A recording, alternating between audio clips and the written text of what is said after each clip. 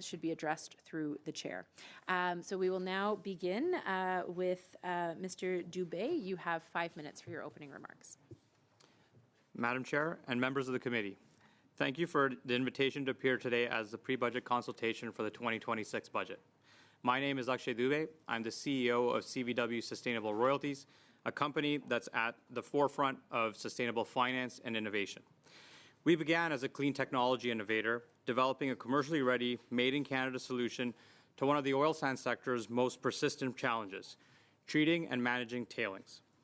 The good news is these tailings also represent a significant economic opportunity as they are rich in resources which can be extracted while also accelerating environmental remediation. Through our journey advancing this technology, we have seen firsthand one of Canada's largest innovation challenges. Many promising Canadian technologies struggle to move from demonstration to large-scale commercial deployment due to both capital constraints and a lack of industrial adoption. In response, we've expanded our business model to include a royalty financing platform that supports emerging Canadian industrial and environmental technologies. Our objective is to help fund and project finance for early-stage innovation before project finance for mature technologies. To date, this strategy has enabled us to finance Canadian technology companies engaged in waste asphalt recycling and sustainable ice production. Our own creating value from waste, or CVW technology, has been developed to reprocess oil sands tailings before they enter tailings ponds. In doing so, our technology can recover hydrocarbons and valuable critical minerals that are currently being lost. Importantly, this one Canadian technology can simultaneously advance several national priorities: economic growth, job creation, emissions reduction, resource security, and critical minerals development. This is not an early-stage concept.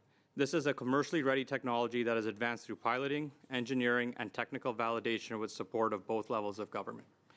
If deployed across industry, we could recover approximately 12 million barrels of lower carbon oil annually, while also producing meaningful volumes of critical minerals from existing waste streams.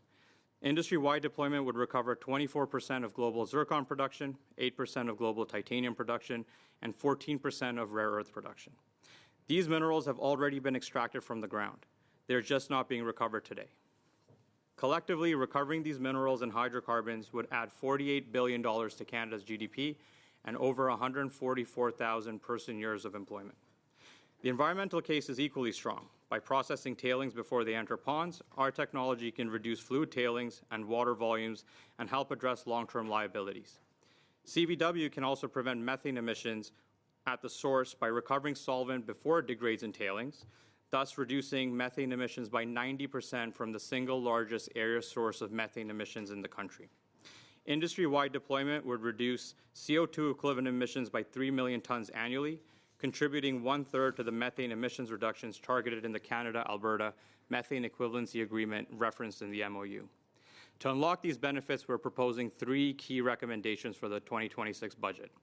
First, expand the CCUS ITC so it better recognizes the full range of emissions abatement opportunities, including methane prevention. Canada's climate policy should not only incentivize the capture of emissions, but also incentivize the actual technologies that prevent emissions in the first place. Technologies like CVW can deliver this outcome.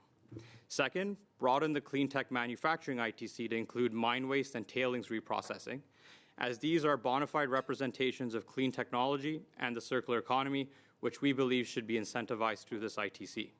This change would also be more consistent with Canada's strategy, which includes resource recycling as part of the value chain. Third, expand the list of eligible critical minerals under the Clean Tech Manufacturing ITC to include titanium and zircon, which are strategically important for defense, nuclear energy, aerospace, and advanced manufacturing. Notably, titanium is on Canada's critical minerals list, and zircon has been recognized on critical minerals lists for many of our trading partners. We are also encouraged by the creation of the Canada Strong Fund alongside institutions such as the Canada Infrastructure Bank, Canada Growth Fund, and Strategic Innovation Fund. However, a persistent challenge that many public financing programs support only projects once they are already fully bankable, a stage where private capital is often readily available.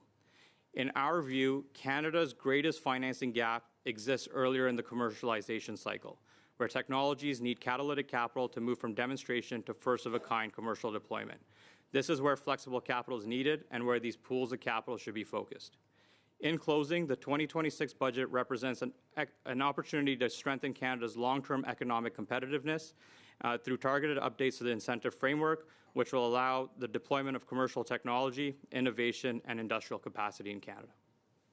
Great. Thank you very much, Mr. Dubey. We're going to continue now with Mr. Clark for 5 minutes, please.